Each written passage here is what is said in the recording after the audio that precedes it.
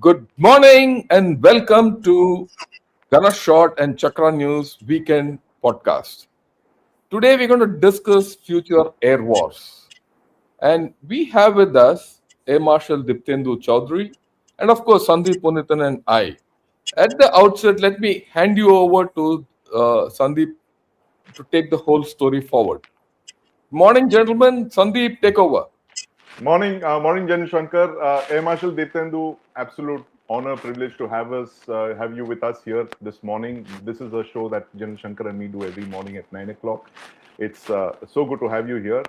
We've been reading you, following you for so many years now. So it's great to have you here to talk about future air wars, a subject that we've been discussing for a couple of weeks now. I want to start by just setting the stage before I let you speak, General Marshal Diptendu. The fact is that you have General Shankar here, former DG Artillery, of course, a votary of artillery, drones, rockets, artillery, and missile DRAM. He's publicly argued that India needs integrated thinking and jointness on a drone, rocket, artillery, and missile force. Air Marshal Diptendu Chaudhary, of course, comes from the Air Power Strategic Deterrence School that sees precision strike as core Indian Air Force turf. We're looking at how India can get the best out of both these worlds. You're looking at land power, air power. How do you merge both of these? How do you project power for the national interest? What is it about the rocket force? What is it about air power? What are the gaps? How can both overlap and give India the best bang for the buck? So with that, Air Marshal Chaudhary, over to you for your opening thoughts on this.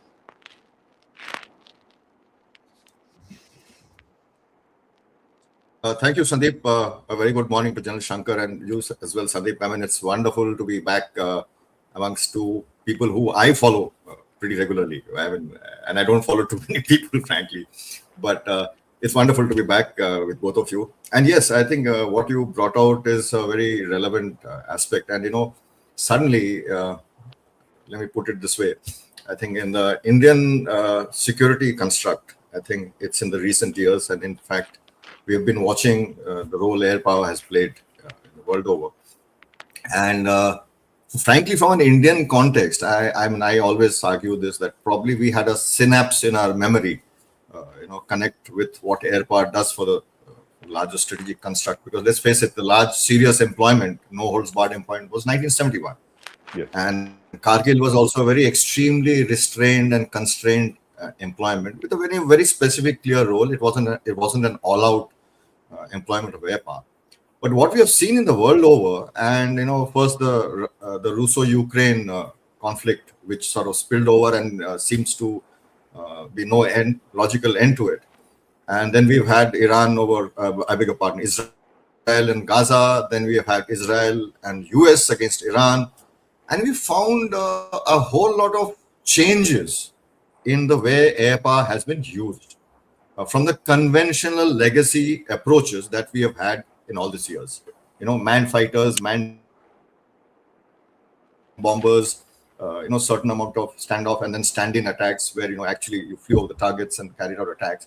But a couple of things I just want to, give in my intro, I just want to leave these thoughts with you, is that, when we look at the Western pedagogy of air power, and frankly, most of Indian strategic thinkers, very strangely, rely on Western air power construct and in their studies and understanding. And that is, I think, to my mind, is where they start going wrong. Because there's a fundamental difference from the way the West looks at air power and way we do. Because the striking differences, West has fought, if you look at it, over the last 3 decades, from Kosovo, Gulf War downwards. I mean, last possibly serious air opposition faced by 2 adversaries was, Vietnam, Korea, Arab-Israel war, a little bit in the Falklands. But thereafter, the West has not really had any viable and a credible air opposition in their employment of air power. So if you see, their constructs of air superiority, control of air is entirely different. And the changes that they are facing today is that they have realized that the older constructs are running into problems. I mean, like the question of air superiority has come up again. That is it a total construct like the West, the way they believed it? So the point I'm trying to make, the larger point is that because of the Western pedagogy and the Western writings and the debate and discussions which we've had, it spills over into India. But there are only few of us, I think, who look at the Indian construct from a very serious point of view, because the lessons which we have found from the Russo-Ukraine crisis, from the Iran-Iraq war, point to a different direction, or a point to, and probably I will not say different, an additional dimension of the use of air power.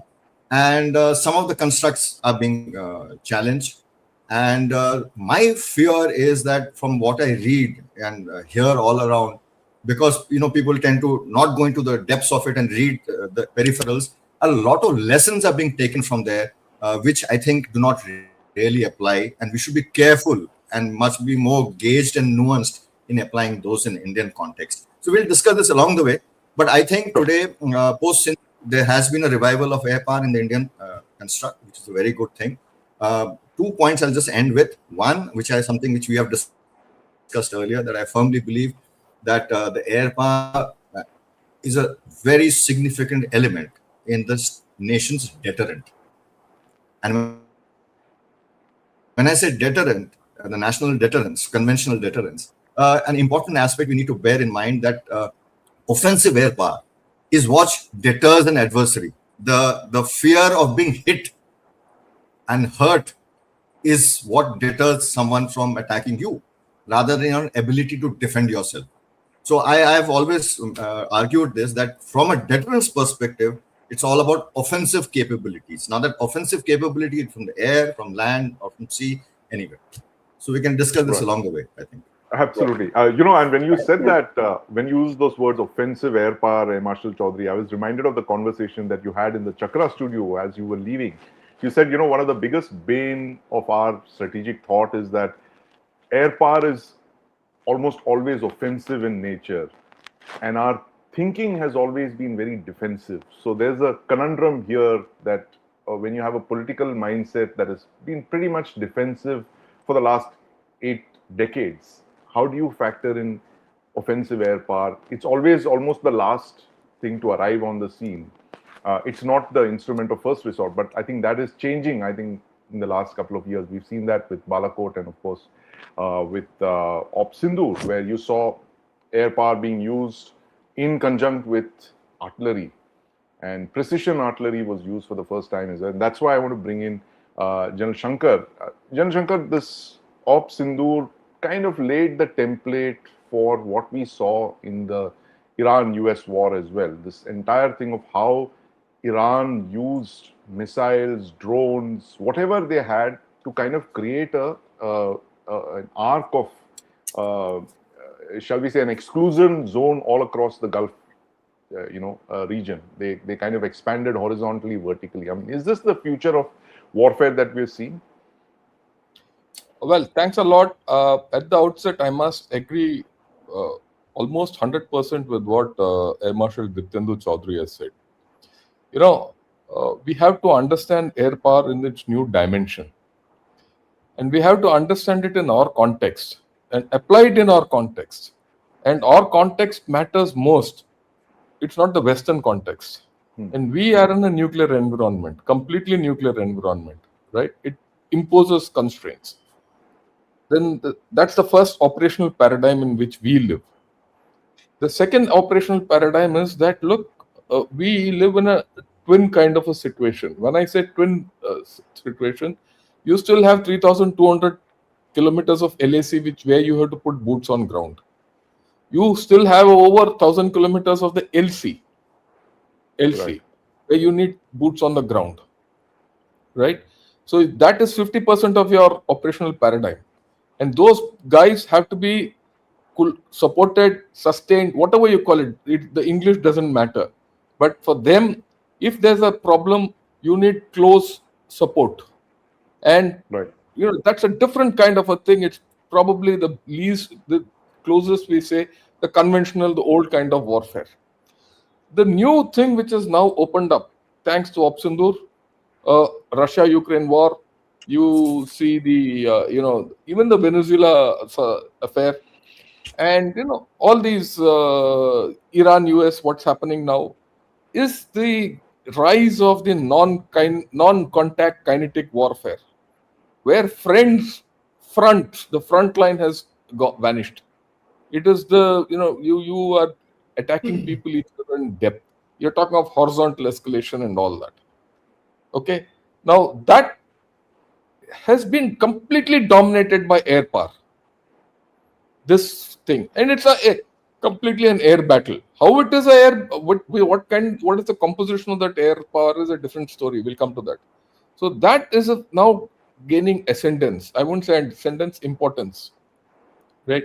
And we have to be careful in thinking that India China or India Pakistan can go hammer and tongs the way USA and Iran have gone Iran. on, right? You will not have that space to do that, and that was proved. And during all, whether it is Op Snow Leopard or whether it's Op Sindoor, you have you fought two significant battles in the past 5-6 years. That's our hard reality, and you cannot wish them away. And both these battles are as different from chalk to cheese. But yet, this is the operational paradigm which we have to, look at. So, if that is the thing, and or air power is important, the importance of air power is this thing. But then the composition of air power has changed. The traditional composition of fighters, bombers, everything doing the trick in depth has changed. Today you have drones, and you see Ukraine, which has completely turned the tables against Russia with just drone power. So that's and mind you, it's become a political issue which we can discuss as we go along. And you have a country like Iran, which has hit USA, right, with missile power. But are these the two examples you'll take? They are the worst examples because Ukraine and Iran have suffered a hell of a lot because of the lack of a composite air power. Right. It is, you need composite air power. It is just not fighters. It is not bombers. It is not offensive air defense. It is not. I'm giving you the components of air power as I go along. It is not long range, rockets and missiles. It is not long range artillery and precision artillery. You need a composite of all this, and it is that composite which makes the balance. And in my view, the question which today we have to seek is, are we in that balance? If you're not in that balance, what do you do about that balance? I'm not going to question whether you need a 6th generation aircraft or not. You bloody well need it. And you need it by day before yesterday. I mean, that's my view. Right? There are no two ways on whether you need this air power or not. You need offensive air power. That's the word, Diptendu and I used when we had a discussion immediately after Op Sindoor. Right. You need offensive air power. You need offensive air defense. Right. To hit that fellow deep in his territory. And that gives you the national deterrent. It's a composite of drones, rockets, artillery, missiles, and traditional air power. Is what we are looking at, and which we need to debate and think our way out of the problems we have. It doesn't mean that we are at a disadvantage. Let me also put it this way today. It doesn't mean that you lack something. We have proven over the past 5 years that you can handle China and you can handle Pakistan independently. There's no problem. And we can handle them together also. I am very confident of our forces to do that. Right? We have the capability. What are we looking at? We are looking at India's growth chart, your greater responsibility, your ability to handle Pakistan, your ability to handle China independently or together, and also take care of the Indian Ocean region, which is your backyard today. Right. Right. When you're looking at Great Nicobar Island and that 6-degree channel, 10-degree channel, and when a prime minister goes to Seychelles, there's a logic in this whole story, and that logic is what we need to as a net, not even as a net security provider. Okay, you need to have your net security umbrella over all these regions. So I think we need to look at the larger picture and see where we are going. And of course, we have problems. It's not as if, right, you have conceptual problems, you have technological problems, you have structural problems. How do we get out of this and go on a balanced path and regain balance, right? Regain the balance which we seem to be somewhere, off, is the question at this thing. So this is my opening way of thinking. Back to Right. you. Thanks very much, Jan Shankar. I mean, I think you've framed that part very aptly. The fact that we need a certain balance, and very clearly from whatever we've been hearing in the last couple of months, there seems to be an imbalance. And we were just talking a few days back about how our northern adversary is producing fifth generation fighter aircrafts like momos. They're literally coming in the hundreds. We don't even have fourth generation aircraft. So, is there a fundamental imbalance there, Air Marshal Chaudhary? The fact that we are not even there at the fourth generation aircraft, we have a severe imbalance. If there is an imbalance, which very clearly, because of the kind of technologies that are involved, platforms that are involved, it will take years to arrive. Even if you sign a deal today, the Rafales will take 5, 6, 7 years to arrive. So, in the interim, how do you create a balanced force which deters conflict, where your northern and your western adversary don't think that, oh, we've got fifth generation aircraft, so let's try something very quickly with India? So, I mean, this is a very, very valid and an important question, Sandeep. And I think I'll just take off from what General Shankar said. And he said something very important. And that is, how do we find the balance? And to find a balance, I think the first thing we need to do from a larger perspective, I'll come back to those the numbers bit and the generational aspect bit. Just want to touch upon one fact. When you look at balance, what we need to bear in mind and what we started this debate with is our outlook. As a national outlook, that we have always had this. It is not so much just the politicians; it's our mental makeup that we are. We have always absorbed the invaders. We never had aspirations. We never went out, which is also incorrect because the Cholas and the even the Gupta Empire did that. They all ventured out, actually, and every kingdom in its own way was offensive. That's why we kept fighting wars. Whether we went outside the Indian geographical construct is a different issue. But the point is, I think post-independence, that legacy is carried on. We have a defensive mindset. So our deterrence is centered on defense. We don't look at it. So consequently, I think we need, what I find is a very welcome change post-Balakot, Sindoor, the way we stood up in Galwan, is that approach has changed. And I think that message has gone out loud and clear that we will no longer as a nation sit back keep turning the other cheek. So that be where it is. And but when we talk about finding solutions, and I say what I totally agree with General Shankar, that we have enormous capabilities still. Our numbers, there's no difference. I make this point in all my teachings, and I keep saying there's a strategic capability and a strategic capacity. We have fairly decent strategic capabilities. To be able to, the way we prosecuted Sindoor, the way we are developing coming together as a services, where we have shorter capacities, the ability to continue with or exercise strategic capabilities over a extensive period of time space and dimension perspective. So I think that's where we are, and that's where the crux of the fourth generation and fifth generation issues come in. But I think we have fair capabilities simply because of the fact that we are one, from an air power and a military perspective, we are actually constantly, we are not just sitting back and waiting for the next war to start.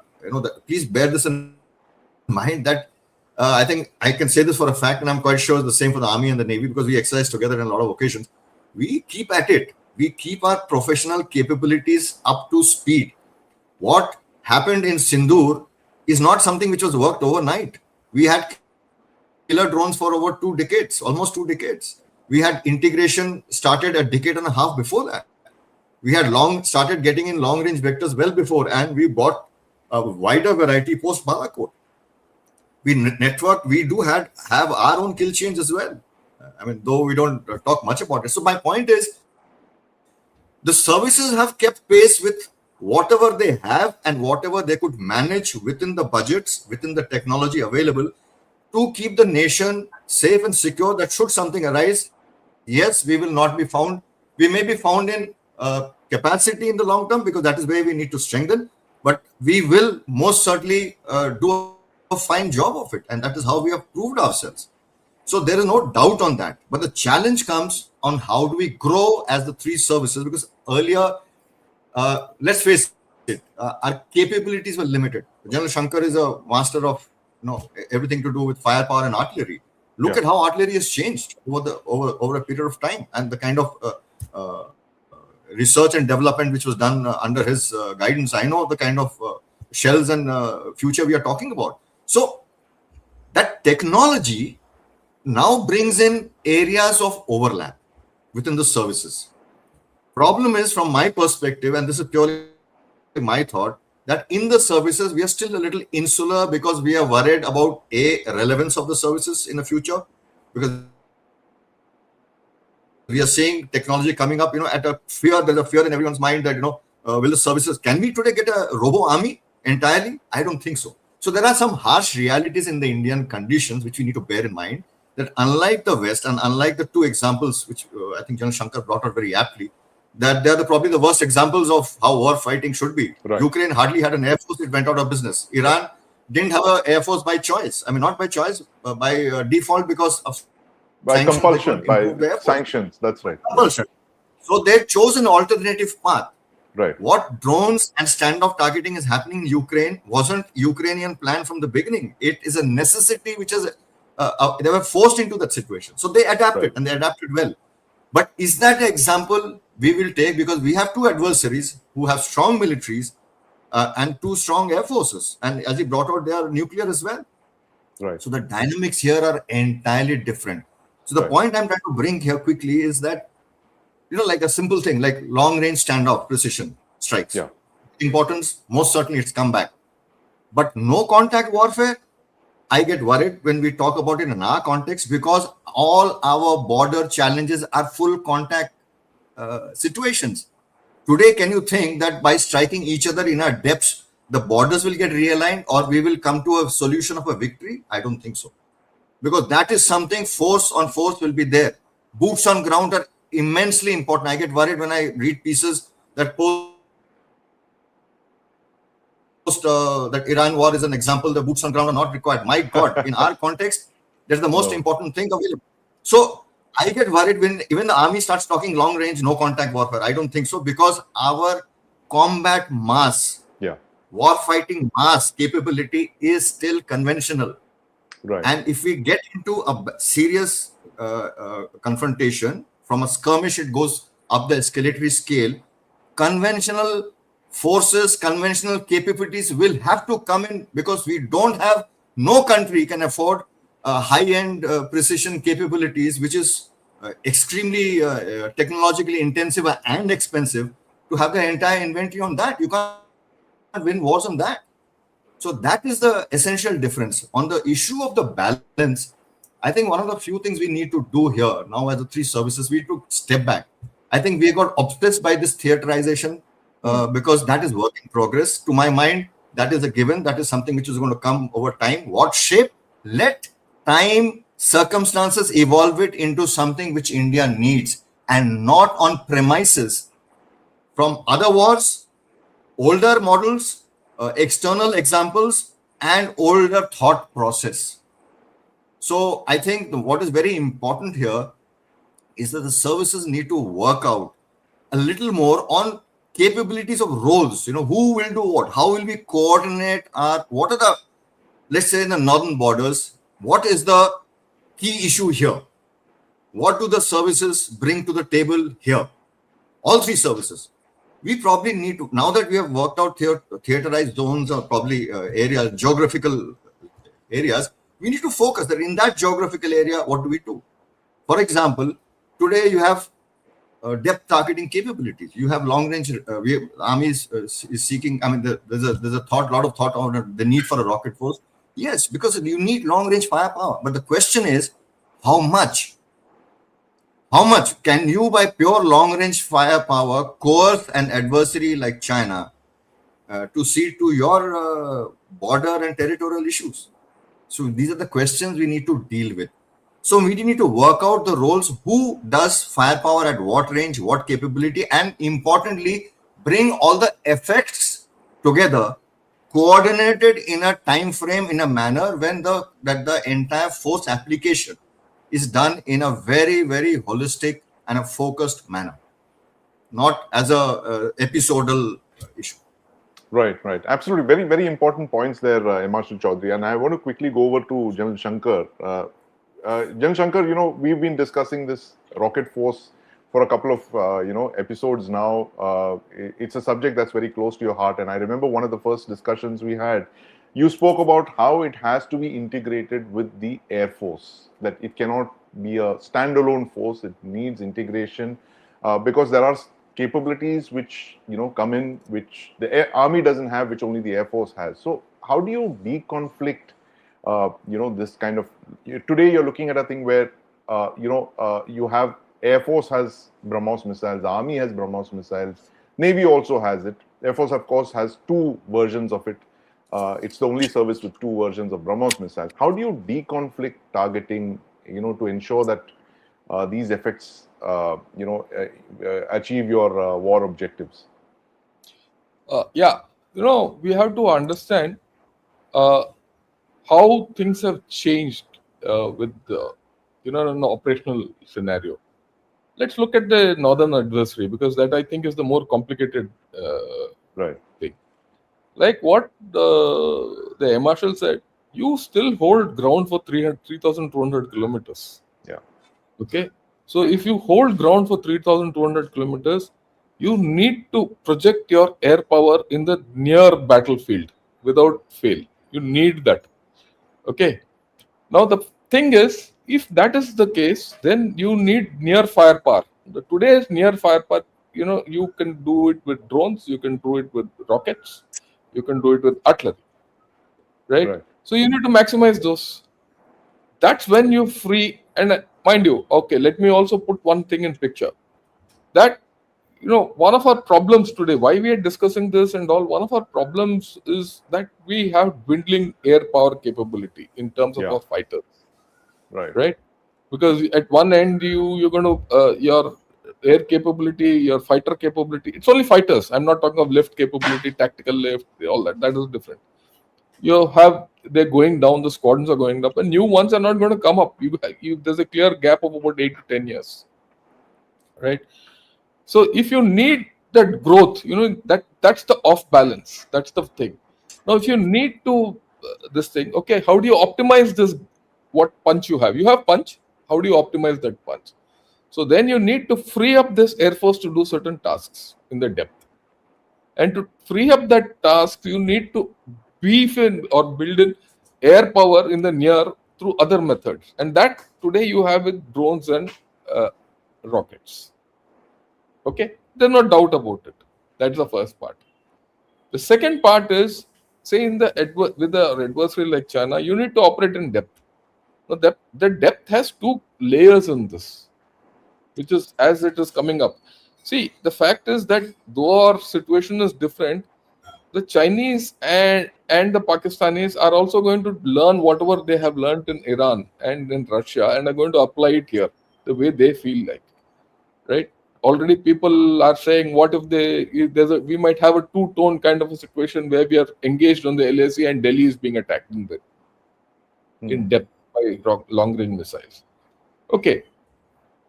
So now you flip the thing the other side. What do? You can send aircraft to a particular depth, right? Through standoff and everything. Beyond that, you need longer range vectors, conventional, right? From a balanced perspective, in a balanced perspective, and that is why this so-called rocket force, or whatever you call it, a force based on rockets are required. And the second problem which we have, which I am very convinced, is this: the Himalayas are fickle.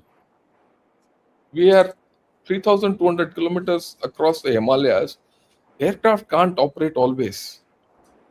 You're bound by weather. You're bound by terrain conditions, right? No amount of precision targeting and all will offset those conditions.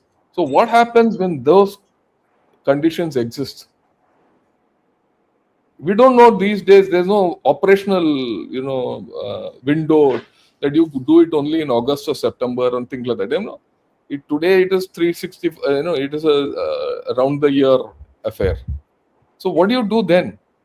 So for that you need an alternative in the Himalayas.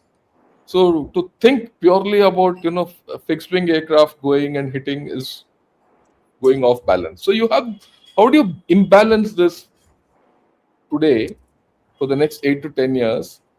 The fact that your fighter capability is where it is limited. It's not going to grow, right? And that's how it is. It might even dwindle. And against the fact that they also have a capability of restriction of going beyond a point in depth, and also take into consideration that the air defense capability of our adversaries is pretty high. We shouldn't template what happened in Sindoor to what's going to happen tomorrow.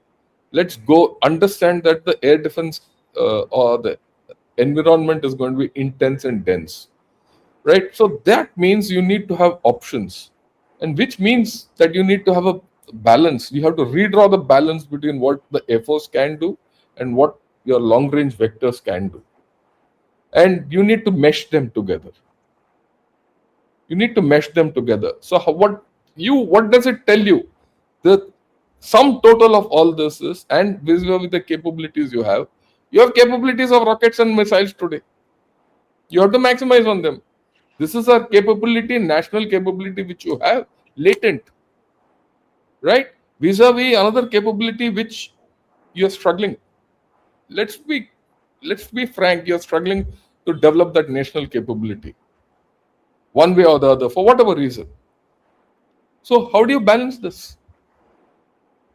Right? The second thing is organizational structure.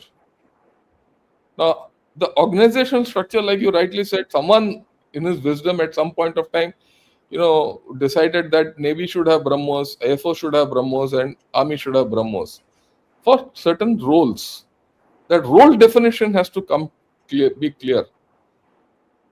Right? Why do you need a Air Force BrahMos and why do you need this thing has to be clear. And then the operational applicability. The operational applicability of this weapon system with all three services, how are you going to use it? How are you going to factor it in? It is not that one service can't do the task for the other or vice versa. And there I find a lot, that's a matter of thought process. I find still, despite our successes in Operation Sindoor, when I hear officers speak, a senior officer speak, I'm a little worried. I'm more than worried, in fact. When a senior officer comes and says, "Oh, I should have everything, why should the other chap not have anything? Or should have this capability?" Right? So I think these are the things which we need to iron out, and we need to have some serious thought about this. And this is where I think theaterization can help, because theaterization will bring in unity of thought. That unity of thought is important, and to sort out many of these things. Today, all our services are trying to do things separately, which I think is not the right way forward. And unfortunately, why I say theaterization is important is India is in a situation where the polity is unable to decide what is best for the country. Very clearly. Say, okay, the services as a thing have given the option. It is the polity which has to actually decide what is the force it wants, how it wants to fight the system. That is missing in this country. And it's been missing in this country for a long period. It's only in short periods where I found that we had the polity which said, this is what we want. And this is how the whole system will be driven. And this is how capabilities will be generated to go with that system. Right? So in the absence of this, I think theaterization is the best answer. I made it a little complicated, but if you look at it fundamentally, you have to sit together and decide what is to be done. Are we doing that is the question. Right. So lots to unpack there, Jan Shankar, and I think Marshal Chaudhary has his points. But very quickly, I'll just add to that, Marshal Chaudhary. Do you believe what Jan Shankar said is that we have a air power crisis? There's no doubt about that. We cannot run an air force with the same number of squadrons that we had 50 years ago, right? That's almost it goes without saying. There's no debate. We need more fighter aircraft. But in the interim, do you believe in the next 7-8 years, when we are building up our numbers, do you see rocket forces, artillery, missiles, drones complementing our air power in a way that we don't feel the absence of fighters? Close air support missions that the Air Force typically had to dedicate a lot of fighters to can now be taken over by drones, rockets, artillery, missiles. Air power, offensive air power tasks can be done by your S-400s as well, which the Air Force has used with such devastating results during Operation Sindoor. A combination of all this will actually deliver greater effects. What are your thoughts on this? So first off, Sandeep, I mean, a lot of the issues that General Shankar brought out, I totally agree. I mean, this is something I think holistically, and I share his fears when I hear some of the stuff which some of the seniors speak from such definitive points of view, purely from some nice, very well articulated piece written by some foreigner. I'm sorry, that's what seems to impress us the most. You should write more often, Marshal Chaudhary. I keep saying that. I write a lot. It's a pity that I don't think anybody reads it. No. I have your book always. I always read your books. So this is a book by Marshal Chaudhary. It's Indian Air Power. It was written before Operation Sindoor, of course, but there are lots of very important lessons in that one. Please continue, sir. No, to sort of reassure you on that, Sandeep, my second book is, I think, I'm just in the stages of editing. So that's on Indian joint warfare in the Indian context. So air power and joint warfare in Indian context. So I think it'll bring in a whole lot more nuances into it. No, so just to get back to the whole key issue is on capabilities. Now, let's not go into where we are, because that is, everybody knows the story. We know the situation we are, everybody knows the story. How soon will we get out it? Our metrics, which will depend on the ability of our industry and our leadership to energize and aggressively push for results and outcomes. So maybe, but at best, you can shrink a decade down to 5 years, 6 years. That's about it. But that gap still exists. All you can do is, right at this point in time, narrow down the downsizing, which is going. So you can arrest that and then, develop it into something more capable, which will take time. Question is, there is no doubt. I am not looking at rockets, missiles, drones as a gap filler. I'm sorry, that's not how I look at it. I look at it as an expanded form of air power, which should come in anyways. Right. See, if you look at a commander when he goes into a fight, he would like to fight with every weapon available.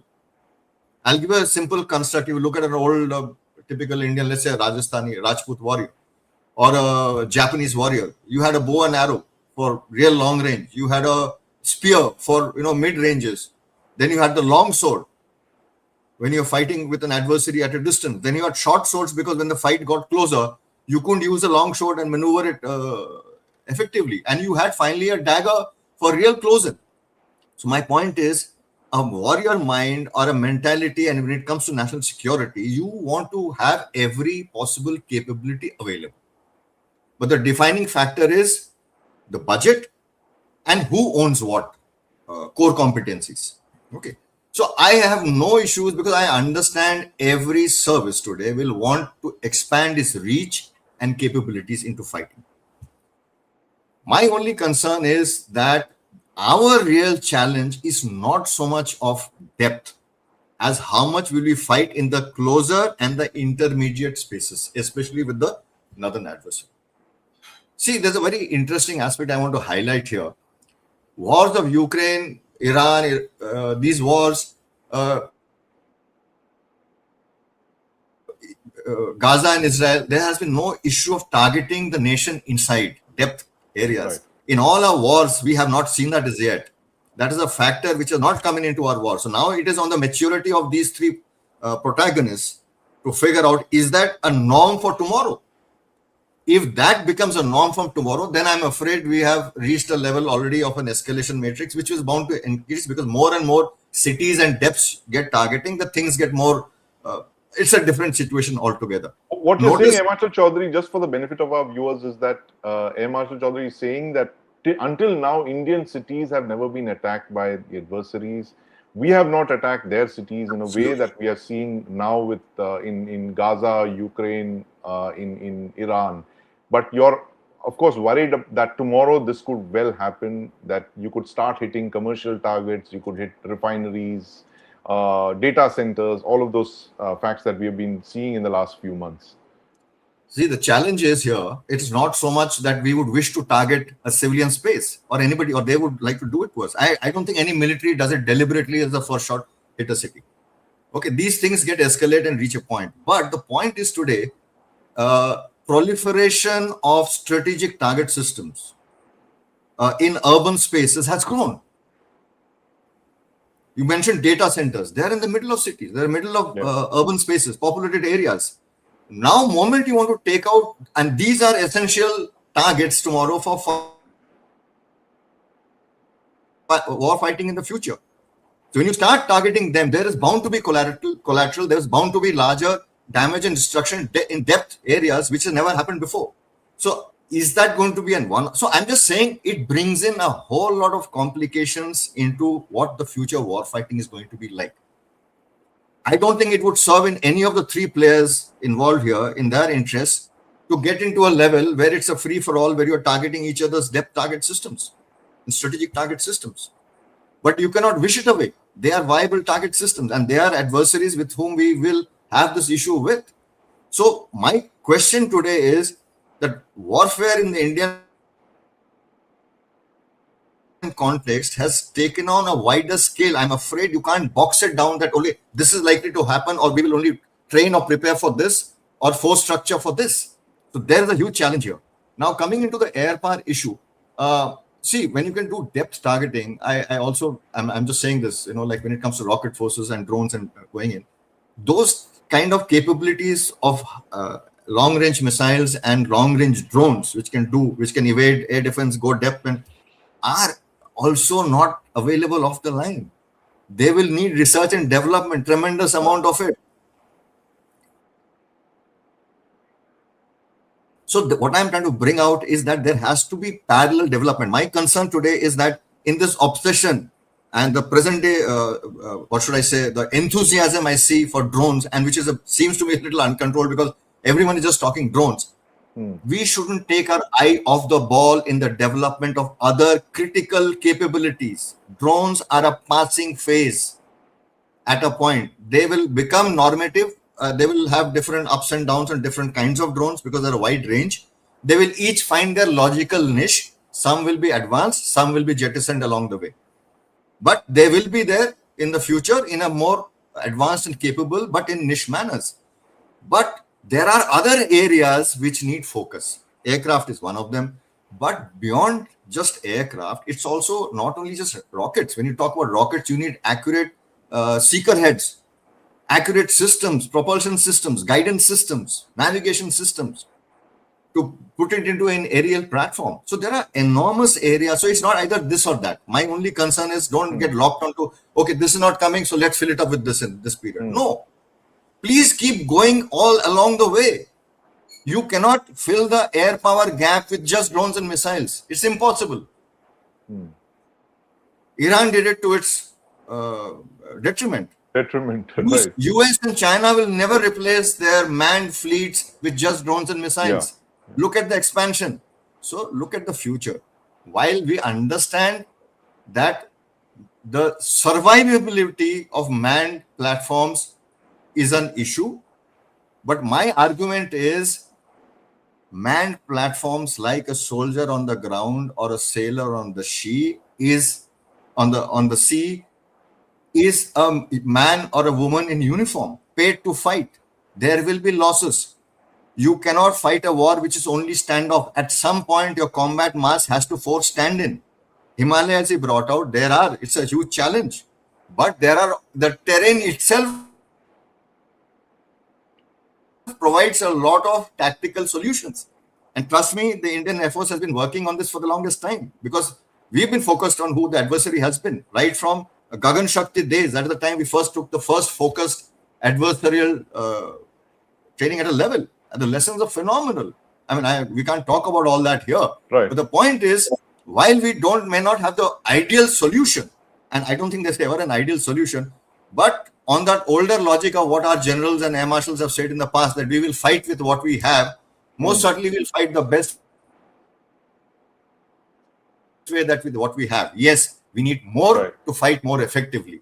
More stuff coming in terms of scale and the production technology mass speed, wherein the technology keeps pace, that it doesn't come into our deployed forces when it is already redundant. That is what we need to focus and short circuit on. Right, absolutely. Air Marshal Chaudhary, if you could quickly mention Gagan Shakti and why it was important for the benefit of our viewers who might be, watching us now.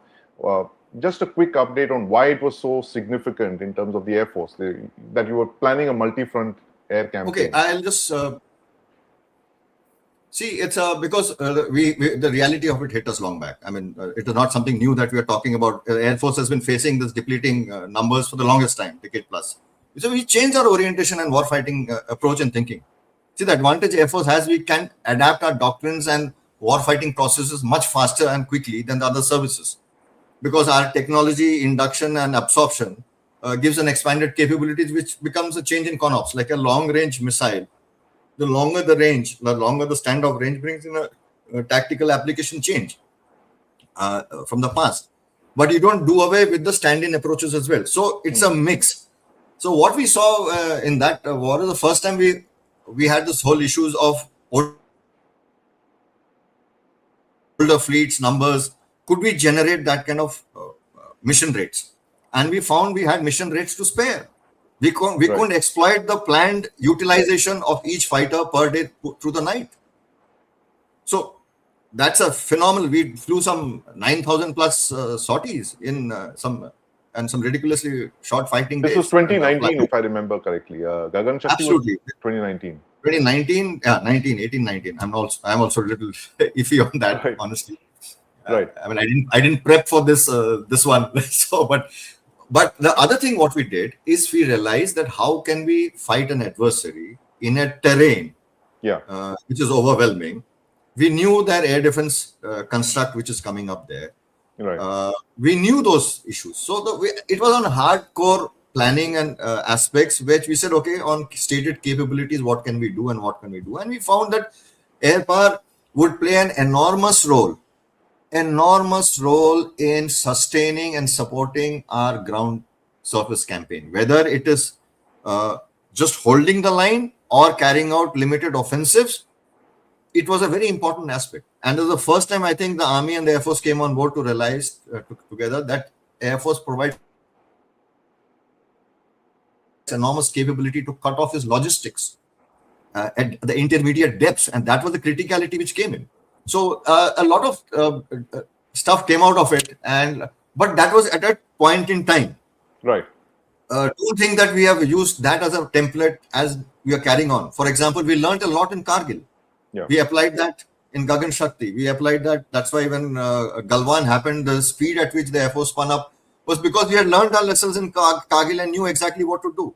Right. A simple thing like when you want to do a high altitude operation. Yeah. Which you need profile is different for different reasons. We'll leave it at that. So the point here is that that there has to be a greater, more contemporary discussions on what are the likely warfighting options, because all, like what was brought out by General Shankar, all our spaces are contested spaces. Unlike the past, your tactical battle areas were limited. Today, your long-range capabilities actually have removed the focusing on limited spaces. You can target anywhere along the way. So your battle spaces are opened out. Right. Both laterally and in depth. Right. So it's not, it's a both, it's, like if you earlier they were in the pockets where the army used to, it was not that you fought along at the entire front. But today you have the capability to hit along the To address the entire front, right? entire front. So it brings in along huge challenges. The biggest challenge the army is facing the world over is that how do you fight on tactical battle spaces when your troops and your war fighting equipment, tanks and artillery cannot be seen and brought out in the open? How is the fight going to be on the front? So the challenge is, and that is the place where the army banked on the air force the most in terms of close support. Right. That was the traditional space, the tactical battle spaces. Now imagine, so this is the point I want to bring in, that we need more thinking. There are people who are recommending that, these should be open drone-free areas. They call them lethal frontiers, and the air space should be entirely with the army. Fair enough. How do you expect air power to operate there? Either for your air defense or for close support. That means you're denying yourself air power over those spaces. Really? So I think we need to do a lot more serious thinking rather than, what we are doing today. We are matching equipment and say, we need this capability. For heaven's sake, how are you going to apply that capability holistically, balanced manner, is what I think General Shankar was saying, is the most important discussion rather than organizational structures. Right, absolutely. I have a radical view on this. That is, you're talking about the air littoral, Air Marshal Chaudhary. I think that you're talking about air littoral above where drones operate, and you make it a.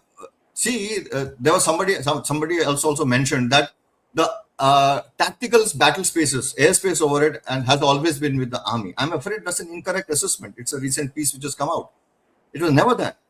Only difference was there were certain areas over key military capability, aside from the strategic and depth targets, which were weapon-free areas, where we said, okay, anyone flying over those spaces, like a lethal groups or a system or a deployment, where they said, okay, these places, nobody saw them, anybody. But if you make that the norm across the front, is then forget about the adversary. We can't fly there as well. Air power can't fly there as well. So my point is, it is not so simplistic. We need to bring in holistic thought, complement capabilities, decide. The problem is everybody can't do everything. You can't have it's like a band. You can't have a guitar player and a band and a tuba player and a drummer, everyone doing their own thing. There has to be synchronicity. There has to be synergy, symphony. That is what we need to focus on. Right. Synergy, symphony. General Shankar, you want to come in on that? Are we individual? Indians are great individual players. Classical musicians and all that. We're very good. So Lata Mangeshkars and Kishore Kumars, but we're not very good at orchestras. We don't. Yeah, I'll come to that. Very well we'll come to that. Yeah, when you look back, say 71 war and things like that, we were limited international players.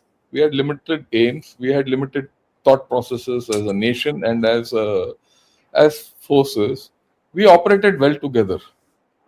But as we started growing, our scope started increasing, our technology started becoming complicated, and somewhere we have lost that, synergy which we had then. And as I've seen it grow, the rough edges have become more, and we need to normalize that. And I believe the only way to normalize that is to go back to the theaterization, right? Much against what the Indian Air Force thought process. The Indian Air Force thought process of not theaterizing is based on the equipment you have. And whereas I don't look at it from that point of view, I look at it from the point of view of thinking together, right? Till you theaterize, you don't think together. The problems which we have don't get, I won't say the capacities which we have, which are plenty, don't get, maximized. The second thing is, we give too much to the enemy most of the time. Okay. The enemy is also in Tibet. He's not in, outer space. He's got tremendous constraints out there. His sortie generation rate would be, I think, I am not a specialist, but would be somewhere around not more than 60% of what we can do, or maybe even less with the, because he can deploy very less aircraft. And you can't say that, I will, because I have air refuelers, I'll operate aircraft, fighter aircraft from Shanghai. You can't do that. You have to come on ground and operate from there. And there, I think our Air Force, even with reduced numbers, has a decided advantage over China. Right? Notwithstanding the air defense and all that, that's almost equal both sides.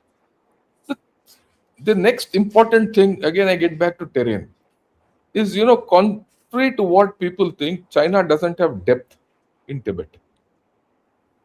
People don't think it this way. Tibet is a huge landmass, right? But the terrain configuration doesn't give depth to China. The complete tactical or the operational depth of PLA across our entire LAC is just 250 kilometers. The north, the eastern and the western highway are just 250 kilometers away. That's it.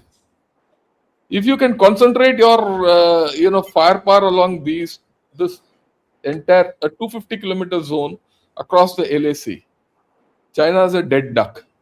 I'm making this very clearly. It's a dead duck, because ultimately people have to come there, and that's and it's in high altitude, and it's open terrain. It's like bare as a baby's backside. Period. So I'm not too worried about that point. This thing, like I said, I'm looking at a larger issue.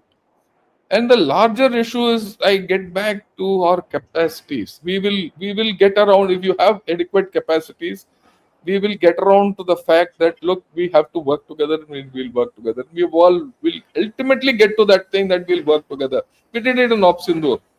Though there are issues there, but we still did it. We managed to get a resounding victory out of it. Okay.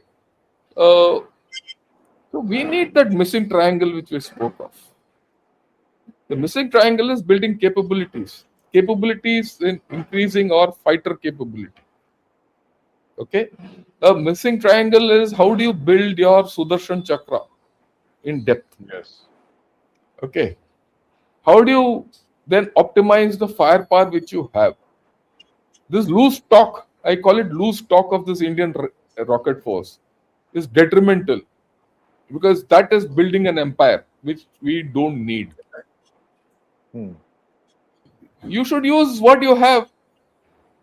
And why all these three things are important to put together.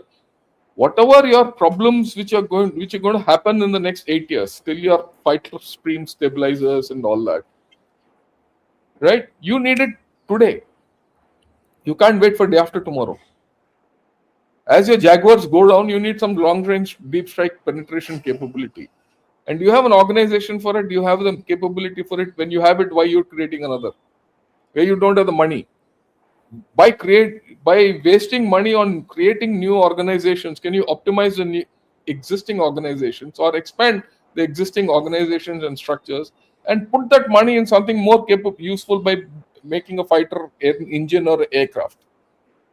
That's the thing which worries me. Are we tapping national capabilities for our Sudarshan Chakra, or are we offloading it to just one little thing called the Air Force, and the Air Force, you do what you have to do? It's a national capacity building exercise, not the Air Force. It's not the Air Force. Air Force can be made the boss of the whole story for execution. Right. On execution, there's no two ways. It is the Air Force which has to be in charge of the air defense of the nation. Yes. To build the capacities is a national exercise. It's not a national pastime, or which can be passed on to someone else. Similarly, to build aircraft, right? For long, it has been a national pastime. But my way of looking at it is completely different. It's time that the Air Force takes responsibility and takes it over. Absolutely. Why? I think the Air Force has the capability to do so. And for whatever reason, the Air Force is, whether it is political, whether it is driven by industry, whether it's driven by within the issue, diversity of opinion within the Air Force, The Air Force has not taken the responsibility of making us good its problem. It's a problem. You can blame HAL for it. You can blame anyone for it. You can ADA, blame. GTRE, all of those. Yeah. But Yeah. at the end of the day, the Air Force has to fight. It needs the aircraft. I think, like I've always said, you need an empowered body today, nominated by the Air Force and the government, whichever way, to make good your Air Force capability. And I'm talking this out of my personal experience. Right. Will I put my hands in the muck? Okay, and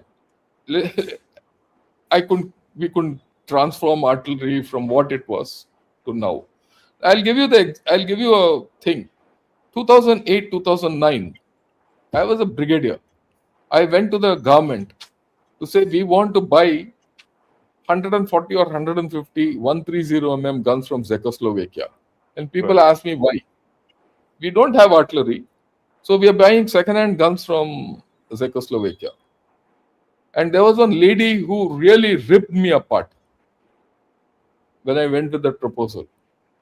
And she actually demeaned me. And I felt humiliated that day. I'm now telling something which I've not told many people.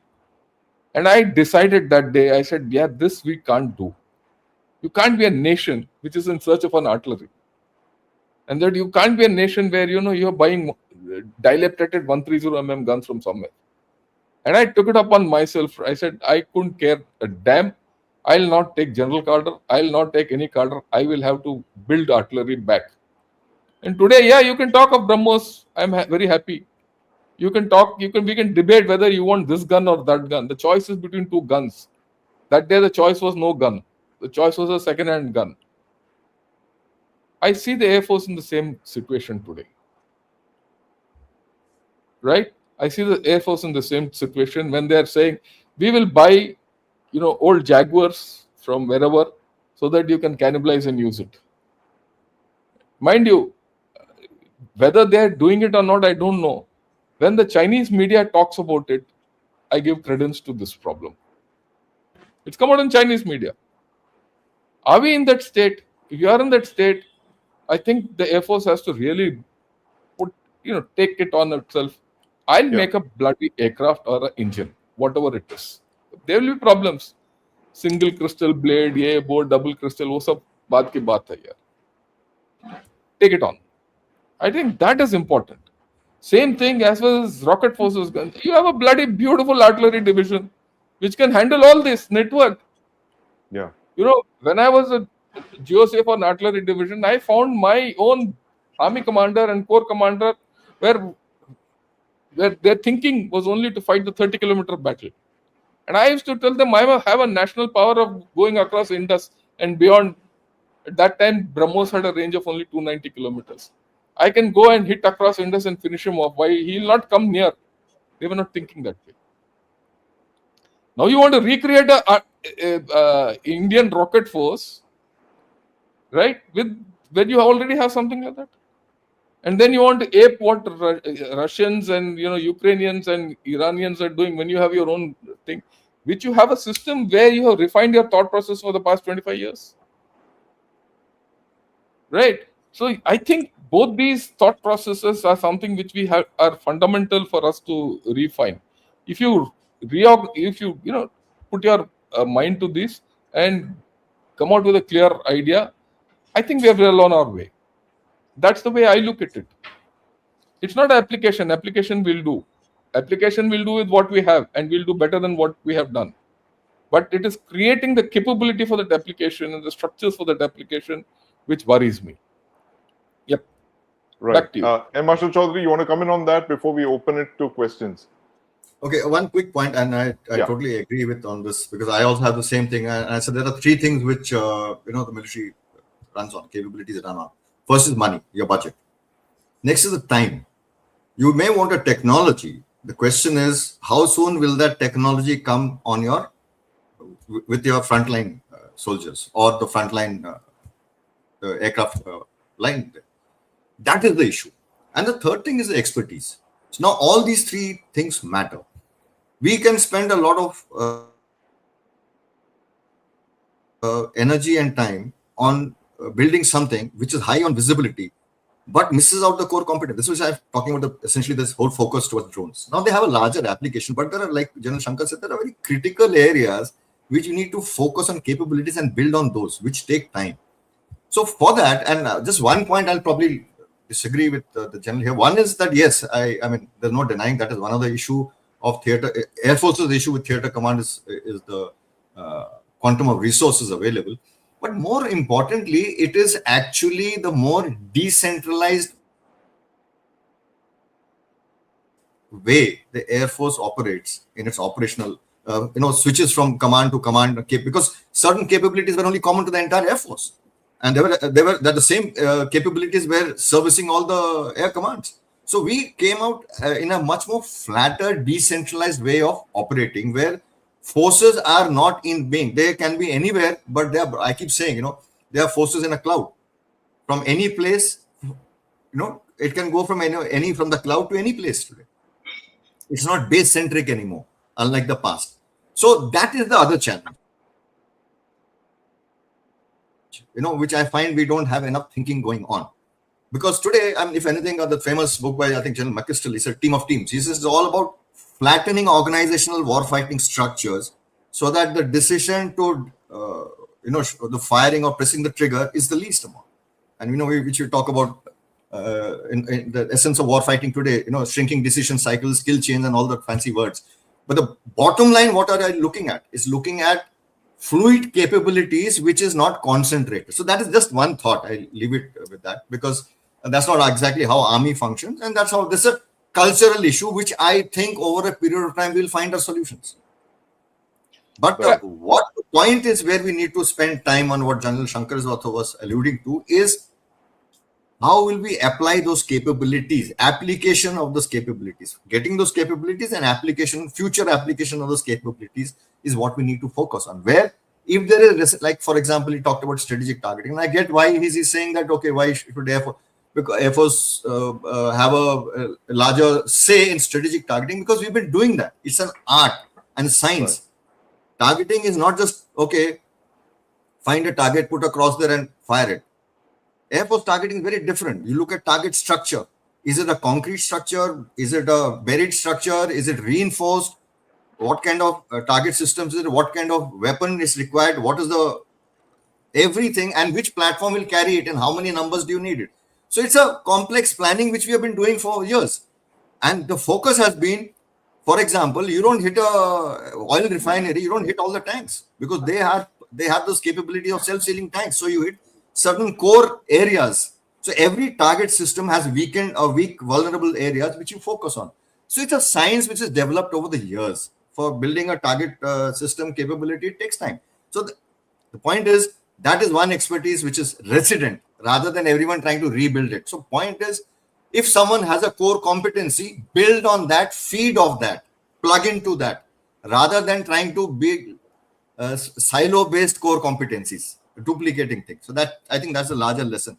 But one aspect I want to bring out here on, which is very valid, I think, which brought out on Air Force's ownership on aircraft production and the aerospace industry, so to say.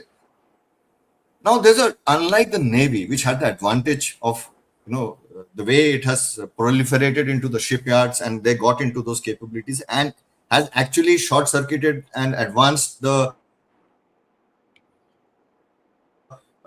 naval production capability to a level which it is today, which is phenomenal.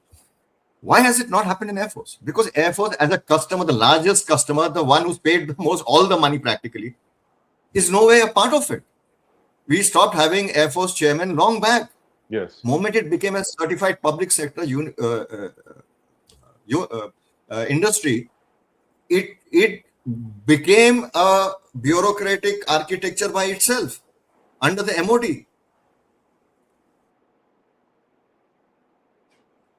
Air Force had serious issues and a lot of things, and the HL used to bypass, go directly to the university, to the ministry and get it cleared. MOD, so, there are enormous issues, there are enormous writings. Let's not go there. I am not pillaring or finger pointing HL here, but I want to bring in an important aspect that if the core competence of the Indian Air Force today had been leveraged more effectively by HAL in the past, we would not have been where we are today.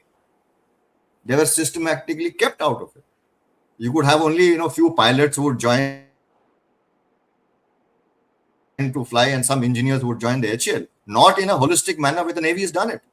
So what did you do? You brought an industry which has detached itself from its primary customer and the Customer. I said you want to sell an aircraft abroad. You've not met the requirements of your own nation. Why will any other country seek the credibility of buying that platform from you? Yes. That is the thing. Prove it. Prove your capability. Prove your loyalty. Prove your trust, which the people have reposed in you. Deliver that first to the nation. International market will just follow immediately thereafter. Right. But first meet your requirements. So that is a very important aspect which you brought out. I think there are ways ahead. There is some talk, but the problem in India, and one factor which he brought out was very important. He talked about China adopting and making changes. I'm saying in Sindoor, the gaps in capabilities and the mistakes the Chinese and the Pakistanis have made, they will fill those gaps much faster than we can even begin to hope to fill our gaps. So that is the real danger, the speed. So speed is the essence here. Everything he's pointing towards the growth of artillery, growth of air power, growth of everything focuses on the capacity and the speed. But for that, there has to be one,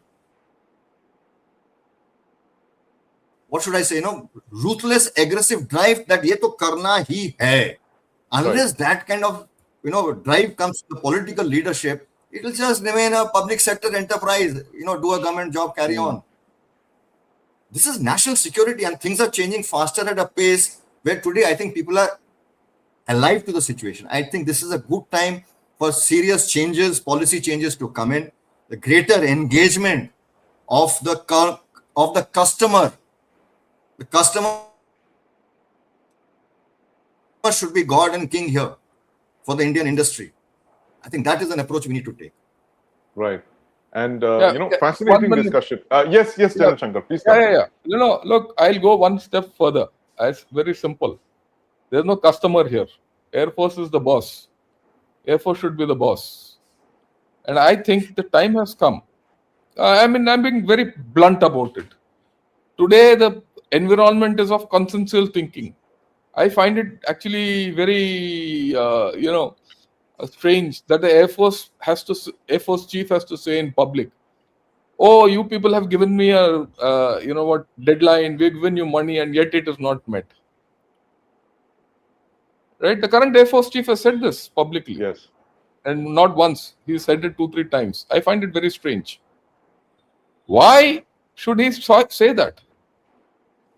There are many methods. I would say. I'm not criticizing him, but that's the situation we are in. He is only, what shall I say, venting his frustration at the situation he finds himself in. Yes. But I think as a nation, we need to be completely clear as to where we are going. There has to be there's only one guy who can drive, whose hands has to be on the steering wheel. He's the guy in the cockpit. If he's the guy in the cockpit, he has to fly his aircraft, he has to make his own aircraft. Gone are the times when someone will come and give him an aircraft. And that aircraft, let me tell you, won't come. Either Air Force has to take some measure and say, yeah, look, this is the red line. Please don't cross it. Okay. And my own thing, this is a critique of the Air Force, and I can even justify it. The critique on the Air Force is the Air Force has laid a wrong red line. The red line should have been on capacity building. If you have the capacity building, then the red line on the theaterization will vanish. Okay? If you have the capacities, theaterization is the way forward.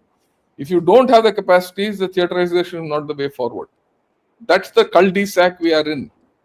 And that capacity build-up has to come with what I said. I'm giving it to you a little emotively because that's what I experienced, and that experience has taught me good that this turnaround, and I'm confident within a matter of a decade it will happen. This won't take more than a decade. It's a decadal process. If you start today, within 10 years you'll be out of this problem, and you'll be well on your way, and you'll be a different Air Force altogether. But it's a matter of leadership. And the second thing of the theaterization and things like that, everyone understands there's a lack of capacity at this point of time.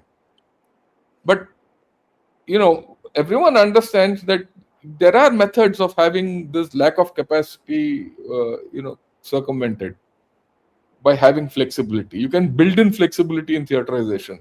Nothing in theaterization is built in sand and stone, or is not a line. You can build about it, but it's now become a chicken and egg story.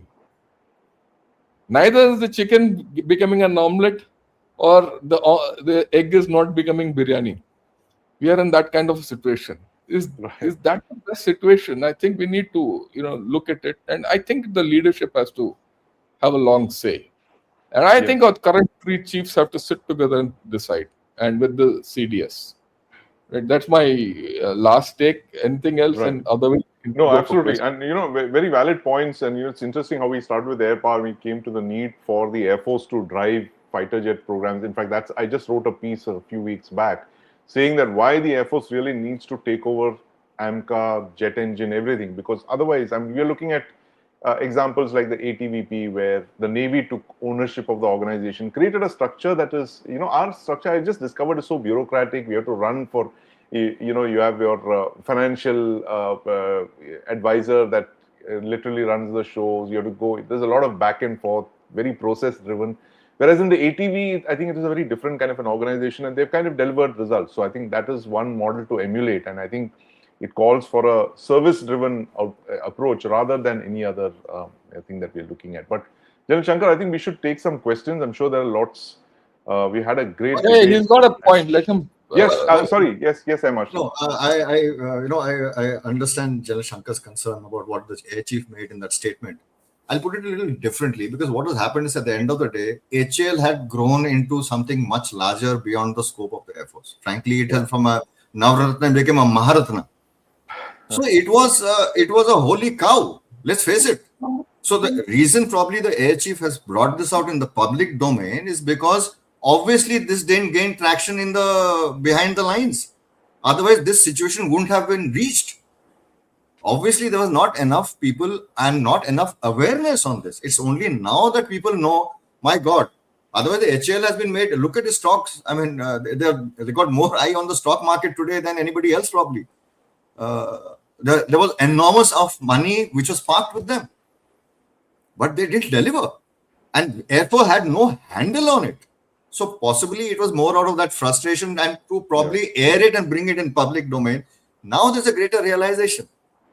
See, for the Navy, the advantage was there was the shipbuilding industry everywhere was failing, and then they were practically not there. And it was below the radar. It was not such a visible thing. HAL and air power and fighter aircraft are always in the front page, and that is the biggest challenge air power faces is excessive visibility. It has been detrimental to our air power today. Today, every guy who reads a tweet is an air power expert. So I'll leave it at that. Great, no, and I must say that the Air Force is this is something they've done. Meher Baba contest is a outstanding achievement. You've created single-handedly a drone ecosystem. The people who you picked up 8 years back, 9 years back, are today delivering ordnance of a kind that the Air Force is so happy with the capabilities, they never talk to it. And no photographs have been released, nothing have been, and stuff like HAPS, high altitude pseudo satellites, a lot of cutting edge technology that's being worked on. And these are all Air Force driven projects. So that's a heartening story there. But I think we should now take some questions, General Shankar. We had a fascinating I'll keep discussion. Flashing. You can alternate between the two of us. Yeah. This is the question that we discussed. Yes. Yeah. So this is China has 500. Yeah, go ahead. So this is no brainer actually. This is something which we've been talking about. Very interestingly, the Chinese Air Force, when it started off, it believed in numbers, a huge amount of numbers. Yeah. And right till Gulf War, it believed that the numbers were a deterrence in itself. Vietnam War, it didn't bring in air power, but China argued that the Vietnamese war didn't escalate because of the fighter deterrence numbers they had. But there were large number of older platform. Today that has changed. Today, if you see the Chinese Air Force post Gulf War, has systematically reduced the number of platforms, and now their mainstay platforms are all going to be, their 3.54 generation is going to go away at a point in time, and they're all mainstay platform are going to be 4.5 generation and upwards. So it is that qualitative improvement on the numbers which is the issue here. But do also understand that China is doing this numbers in a large way. It's not against India. Its key threat remains Taiwan. US remains a major aspect, and its aspiration is to become a larger military power, and especially from the Air Force side, a larger Air Force than the USAF. General Mark Walsh, I think 8 years back, the USAF Chief of Staff had said that by 2030, the Chinese Air Force will be larger than ours. So that is a given. They are already heading that way. And the US has probably, almost, said, okay, this is something which is inevitable. So that is something we need to bear in mind that, okay, we don't need those numbers, but our numbers are focused. Those capabilities need to be fit. And that capability, my argument is, unfortunately, today, even if we take to decide that, okay, we will bring in 10 fighter squads and buy them off the shelf, they are not available off the shelf. Yeah. And your own capabilities will take time in being. So this is a struggle which we are facing with. But I think there are enough capabilities. And my thought is, as long as Taiwan issue is alive and kicking, we have breathing space. I'll leave it at that. Yeah, let me add to what the Air Marshal has said. You see, many of us don't understand China. We look at their numbers and nothing more. People should understand that China faces 4 fronts. This is a stated thing. They're thinking. And their first thing is not to go and hit everyone in Pacific, USA and all. Is to defend the motherland. And they struggled for that. They struggle. Their first front is Korea. The second front is Taiwan. The third front is South China Sea. And the fourth front is Himalayas. This is the last front for them. But they're worried about this front because if any of those first 3 fronts start off, this will be the most important front for them. That's the first thing. So, to manage the threats from all 4 fronts, they have to have a larger force, whether it's Air Force, Navy, or Army. So, though their numbers are not all against India. So, that is something which people have to understand. The second thing which people have to understand is, in a room, you can put only 2 sofa sets or 3 sofa sets in a drawing room. You can't put 200, even if you have it. Similarly, in a piece of terrain, you can only deploy that much. You can't deploy everything. You might have hell of a lot. You can't, you can have hell of a lot to eat, but your stomach can only take that much. And Tibet as a terrain, and Tibet and the Himalayas as a piece of deployable terrain can only accommodate that much troops. He can have any more. He can't bring them to bear to battle. If India is able to match that, we are better off. Right? So that's how it is. Okay. Let's take the second one. Cheap drones will play a big part in complementing air power. We don't need to worry about having less aircraft. This is okay. You have any views on that, Diptendu or Sandeep? Sandeep, any views? I can. No. So all yours. Okay. So cheap drones, yes. Cheap drones actually at a very lower end of the scale. Please understand this when I'm talking about it from an Air Force point of view. Okay, because for Air Force point of view, cheap drones are not so much of a challenge as much as it is to the army, because they bring in a threat over the battlefront. Okay, it makes the battlefront extremely hostile with the vertical dimension coming in with the ends of cheap drones. So cheap drones will never be able to complement air power. So this is a misnomer. You have to understand this.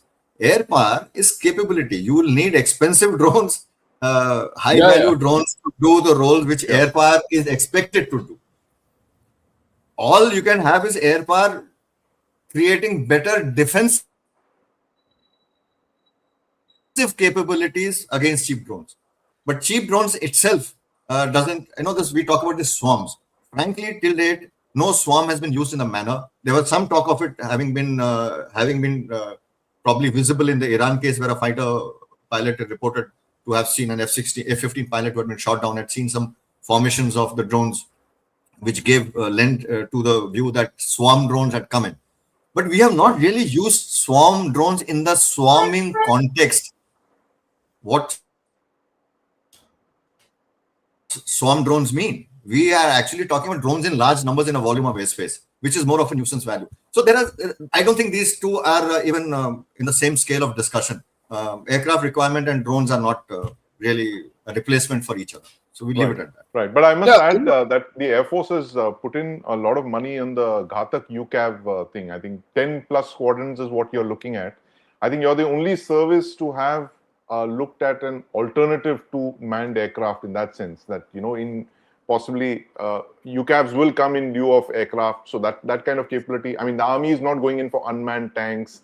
The Navy is not going in for unmanned warships in a way that the Air Force is going in for unmanned fighter aircraft or UCAVs. Jan Shankar, you were making a point. Yeah, One quick point here. Yeah. Sorry. One quick point here is that, when we talk, we understood, Indian Air Force understood the need of high capability drones. We've had them. Yes. The reason is that we couldn't afford them and they were not available in large numbers earlier. Today, we have the ability to produce them ourselves. Look at the difference in over a period of a decade plus, that we have the capability. So it has always been a part and parcel of Air Force's force structuring. Drones for targeting and as a cheaper option rather than sending manned aircraft or expensive standoff weapons, high precision standoff weapons. Drones were always a cheaper option. It is just that. So it is very much a part of Air Force's force structuring. It is not emerging out of some tweets which some people have said we must have more drones. So Air Force has said no, we must have more drones. Grant us a little more thought in that the Air Force has thought about it long. It was part of your 2040 structure. Has been thinking about it for decades. Air Force 2040 structure. Yes, Jan Shankar. I wanted to bring in just a thing which Air Marshal Chaudhary said at the beginning. Suddenly when I saw this question, it came back to me.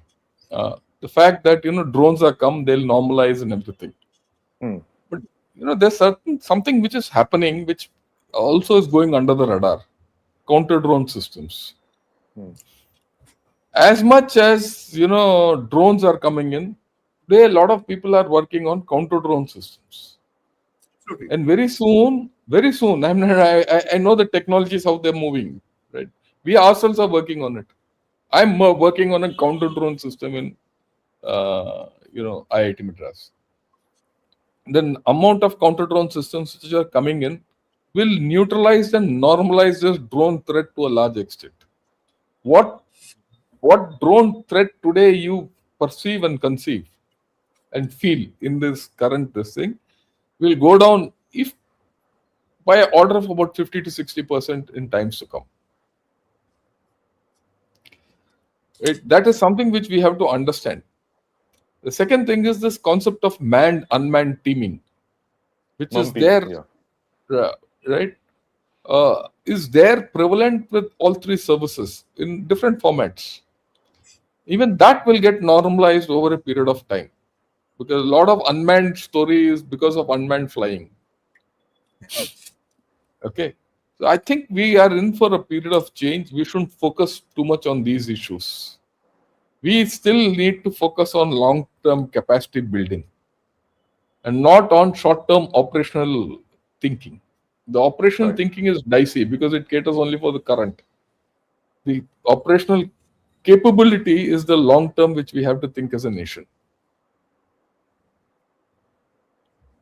Okay. Again, today they've got an air marshal, so they're going to give out all the questions. They're fed up of listening to a general, so that's how it is. Question to the air marshal that all are asking: is the Su-57 after looking good? And if yes, is the Su-57 offer looking good? And if yes, what should be procured numbers in addition to 114 Rafale, Tejas 2 and all that? Yeah, they're looking. Question is basically. very interesting. I'm very careful when I answer questions like this these days because I was on, I think, national television when they talked about F-35 and we said why we should go the F-35 way and why Rafale, the French, we have long-term relations and we should, when we're talking about the MFRA, why we should go the Rafale way. So there was some write-up. He says, "Oh, air marshals only want to go to Paris." I want to say, I said, "Hello, I've flown Russian aircraft all my life. I'm Russian in blood, actually." Halfway. So while this is there, no, but it's a very interesting question, and there was a fair amount of debate and discussion on this as well because it offers a certain interim capabilities.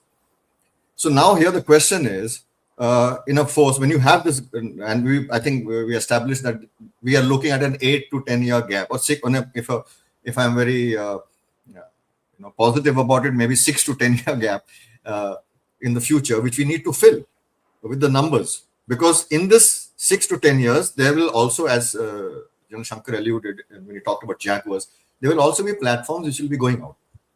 So there is a need to fill rate has to come in to prevent that one-way drain. So the question is, do you want to buy a platform by itself? Today, we are no longer buying platforms for itself, for its current capabilities. Even the 114 Rafale that we are looking at future capabilities and advances of growth. That is why the Rafale program, which we are getting, hopefully, will have legs for the future. Russia, and let's face it, fact of life is, despite everything which is brought out in the open, there are limits to how much of technology that will truly be shared. Okay. So you have to have, if you want to develop key expertise and niche capabilities, you need to have certain, and I think this is something General Shankar will be able to elaborate more on. You need some lead and hands-on hand-holding with people who have that capability to develop and build it yourself. Because if you do it from scratch, you are in a process of experimentation, which will take years and decades, which we don't have the time for. So more than platforms itself, I would look at and say that, let's face it, we are going to remain an air force with two mainstay types, a Soviet type, and not Soviet, I beg your pardon, a Russian type, which has become willy-nilly a mainstay platform, and external type, which is increasingly, let's say, becoming French.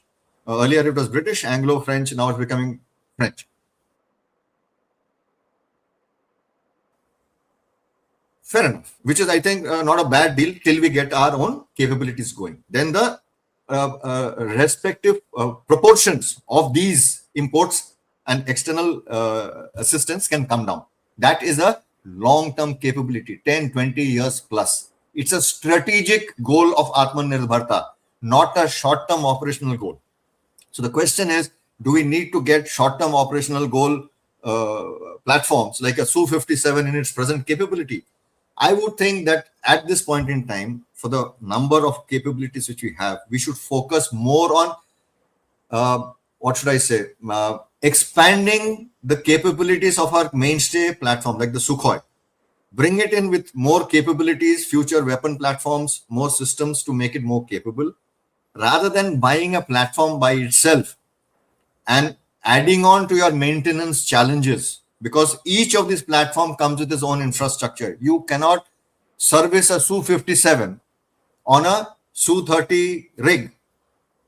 You have to understand that platforms vary. It is not one platform which can interchange with others, because the entire structure of the platform, the capability, airframe, engine, other systems are different.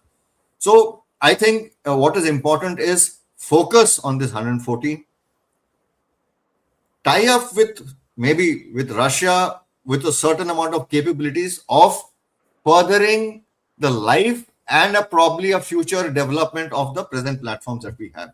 Maybe the Su-57 plus, or I'm just saying a Su-75 in the future is something which we could consider looking, where you go into real joint partnership, not just production capabilities. I think that would be the way to go, rather than trying to just fill gaps and buy things off the shelf and add to our problems in the long term just to meet the numbers.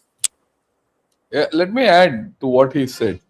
You can't buy the Su-57 to fill the gap. Very simply put, because if you start the process today, it will come. By the time this whole thing comes through, you would have 6 probably years. developed your own stuff. Yeah. That's the way I look at it, because that's a timeline. Look, Yeah. this 114 Rafales, it's not a new thought process. It was a thought process for which trials were finished when 20 years back. Okay, we have not been that. That's our system. We can't beat our own system. The system always beats us, unfortunately. So I think the fundamental way of going ahead with, like what Marshal said, is get the Rafales at the earliest. That's, you don't have a choice on that. Finish the deal, get to that earliest. Second is your existing fleet of Su-30s. Do whatever upgradation, invest into a lot of upgradation, and get it up to speed, because that will keep your whole thing stable at the current level. And third, look at the long-term option. Take leadership of the Air Force, takes ownership. We tell Defense Ministry, by ye nahi to bhul jao. Someone has to go and tell that. I mean, I'm being very fundamentally clear about it. You have to go and tell, and of course, the polity has to agree to this. That's another thing. How you make the polity agree to this whole story is the thing. And so that, I think, is the way forward. I don't think we have a third way. The talk of getting Su-75 or getting that F-35 and all is in the air. I mean, I think one procedurally thing, you will beat yourself, no, or absolutely, sir, absolutely. procedures will kill us. Then, No, no, if you go in for this Su-57 or F-35, these are the competing alternatives, right? You will not be able to develop your own Tejas or AMCA or whatever you want. Even that will get killed. So we need to have fundamental clarity on what we are, our own internal issues, and only then you'll get something out of it. Yeah, please. Sorry. I think AMCA is the. I mean, we have to put everything on that AMCA board. I mean, there's no AMCA. denying that. We're not denying. That is अगर वो that, करना that है, is वो air force has to से, भैया ये मेरे को, मैं किसी तरीके से मैं मर जाऊंगा, मिट जाऊंगा, पर एमका खड़ा करूंगा. बड़ा सिंपल है. There's no other choice. I never knew you were a Bollywood movie fan, General Shankar, until today. Look, let me tell you. Okay, now that you said this, let me again make a confession, because you learn by thing. When I was handling this artillery transformation, okay, one retired senior gunner came to my office and told me, "Yeah, Shankar, what are you doing? You're handling so many cases. You're handling Vajra, you're handling M777, you're handling, Dhanush, you're handling attacks, you're handling do this. What are you doing? Tumhara sar kat jayega."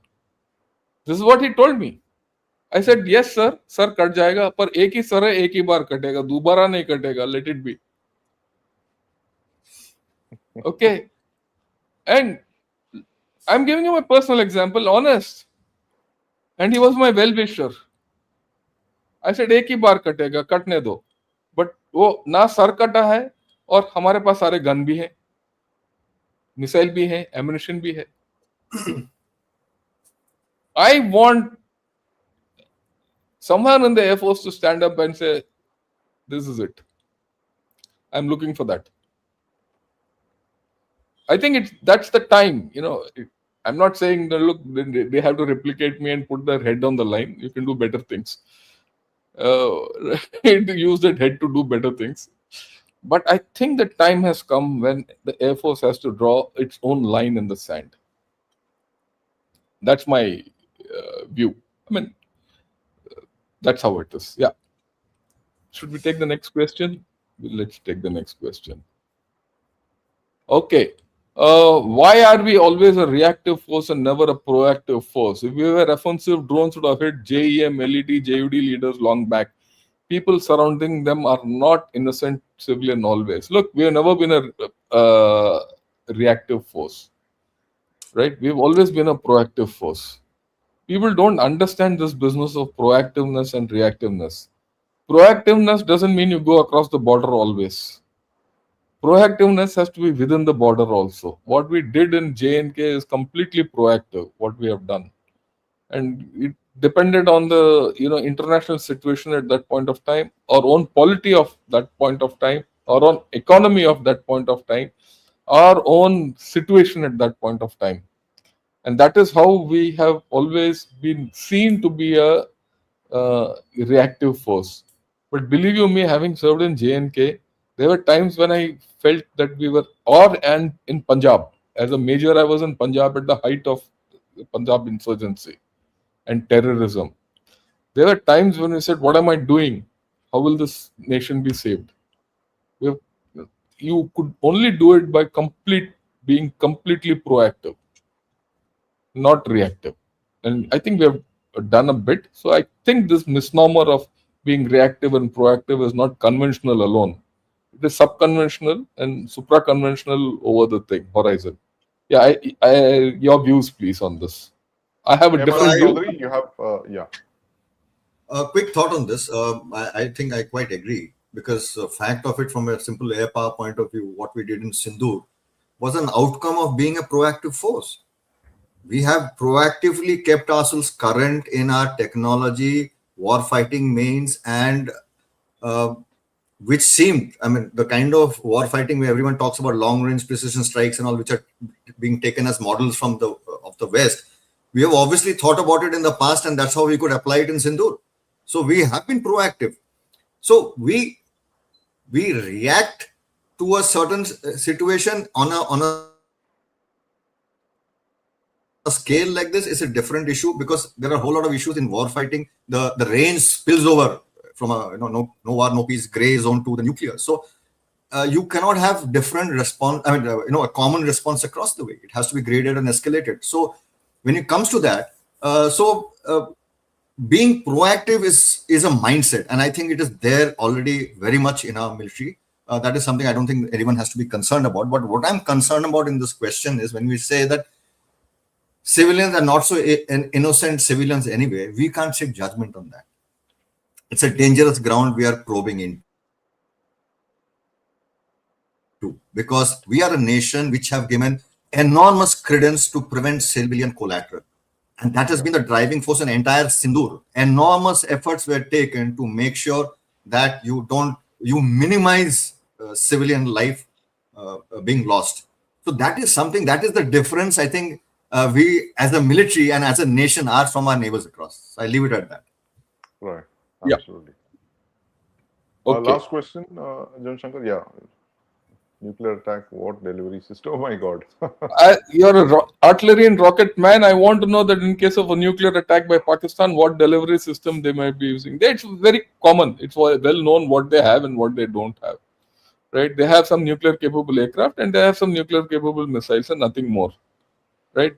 So I think that, and they have conventional 60-kilometer Nasser, which is a Battlefield tactical rocket. battlefield. So I don't think anything more than that will happen. So don't get too worried about nuclear thing with Pakistan. They'll never use it. So that's why I'm cutting it short here. Okay. I will take a few start questions. So do bombers have a future as tram carriers?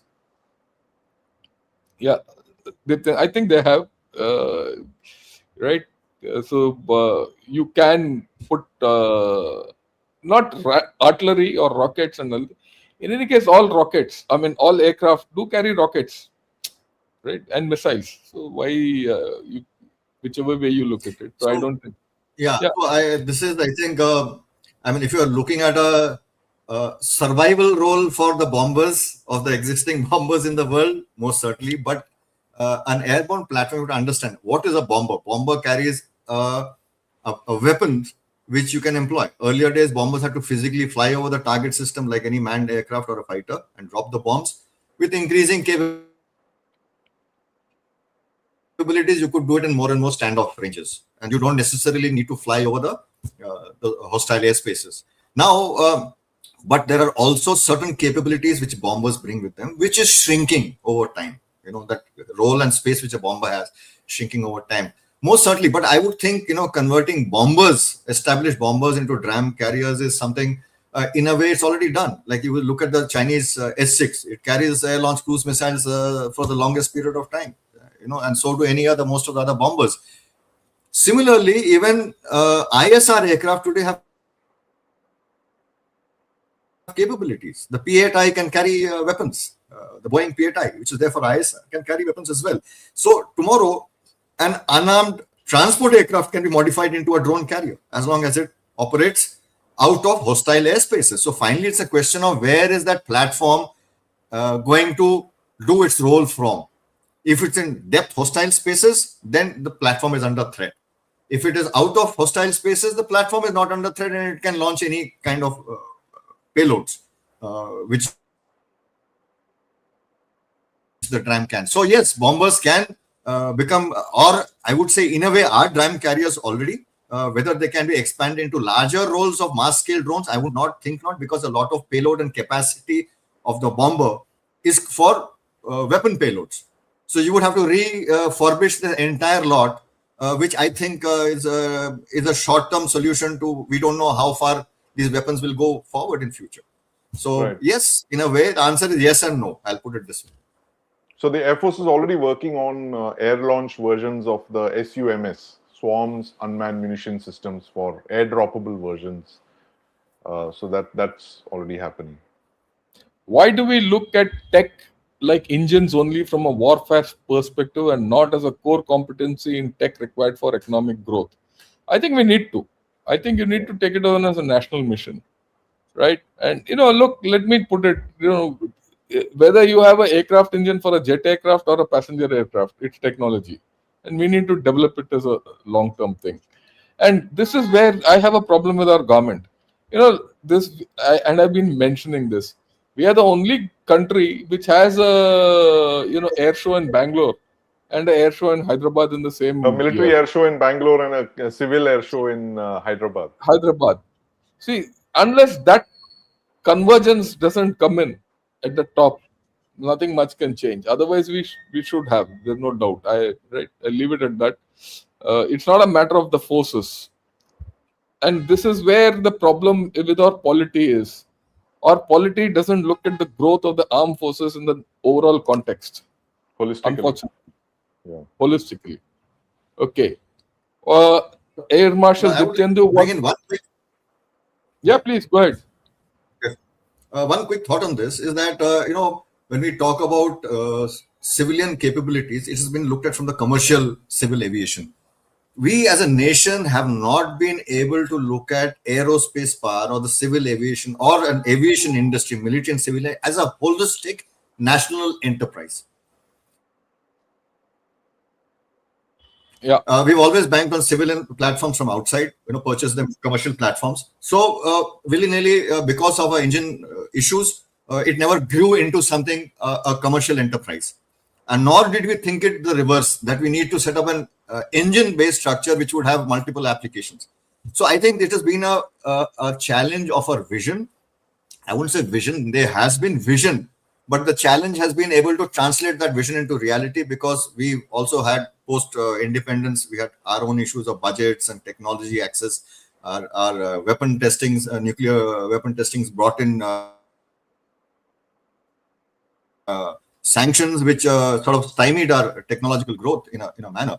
But I think today, if you look at civil aviation capabilities in Southeast Asia and South Asia from a larger perspective, today's civil aviation, there is a huge case for merging, for India to look at itself as a future aerospace power. This is something I've been writing about and discussing. There is a need today that you need an aerospace advisor today. And you need an aerospace strategic consortium thinking, which looks at the future of aerospace power as a nation. You need an aerospace advisor. We don't have it. It's an enormous, it is not just military capabilities. There are enormous number of overlaps, dual use technologies involved. So I think this is an enormous capability. We need to accept that we need to become an aerospace power and start working on it. Yeah, the last question, Air Marshal Diptendu, what is your opinion on Anduril autonomous YFQ-44 firing live air-to-air missile? USF contract given in April 24, firing a missile in July 26. I'm actually completely out of clue of this. You have any clue? Go ahead. I have just a little bit of clue, but I have not followed this up in depth, so I'm not sure. But I presume they are talking about an autonomous missile which was tested in 24 and became capable of firing in 26. So you're talking about a timeline of transforming an idea into into a execution. Yeah. So the YFQ 44 is valid product. a I think this UCAV, is where the essence of it UCAV all which is is. firing Is how missiles. So can the we UCAV has gone into fire. Yeah. missiles? So see, this is just a nuanced one aspect of a drone capability. That means just the air-to-air capability of a drone. So I'm just looking at it that tomorrow we're talking about complex drones, which will go deep inside adversarial territories. We'll have to have a lot more capabilities which have to be fitted in. So this is just one aspect of it which has been addressed. Tomorrow you can use them as a purely as an air-to-air interceptor, but will it fit into a larger structure where it networks, talks to other systems? There are a long way off from integrating a weapon system from its pure capability into a larger operational employment environment. I think that is something we need to bear in mind. And other takeaway I would take from this is we need to see how we can shorten our timelines from the drawing board to the front line. And that is what we need to really work on. That is where I think the modern and future technologies, AI, quantum thinking, all that will come in a big way, which I think we are doing a tremendous amount, which has gone under the radar. I think parallelly, those things will kick in over the next few years to bring in the change of production capabilities and capacities in the future decade. Right. I think we've had a terrific session. Sandeep, Yes. over to you. You please conclude. Thank you. Thank you very much, Shankar. And Marshal Diptendu, thank you for joining us this morning. And we had a fascinating discussion, and just shows in the kind of we've gone on more than half hour over our usual time. But I mean, it's such an enriching conversation. Great to have you back. And for all of you who are watching us here, to this joint collaboration between Gunners Shot and Chakra News, please share, like, subscribe to our channels, Gunner Shot, of course, Chakra News. We are here every morning at 9 a.m. 9 to 10 is when me and General Shankar come in. And of course, we hope to see more of Marshal Diptendu here, and because he brings in valuable perspectives on air power. And for those of you who want to follow Marshal Chaudhary's writings, this is the book again. It's on Indian air power. It's a very good book, one of a kind. And he's got another book coming up. Marshal, this year, your second book on air power.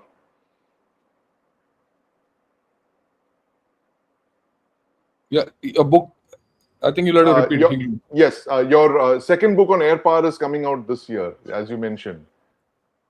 Yes, I'm like all good writers. I'm not so skilled at some of the writers who bring out prodigious amount of work. Mine takes time, so Right. it's done. I'm on the right now. It's probably going through this editing process right now. Hopefully, Great. So in a couple we of look months. forward to that, and we probably bring you back for a discussion on that book whenever it's out. All the very best, and thank you very much. Thanks for watching. Thank you, General Shankar and Marshal Chaudhary. See you again, same time next week, Saturday morning, 9 a.m. Gunner Shot, Chakra News. Thank you. Thank you. Thank you, and good day.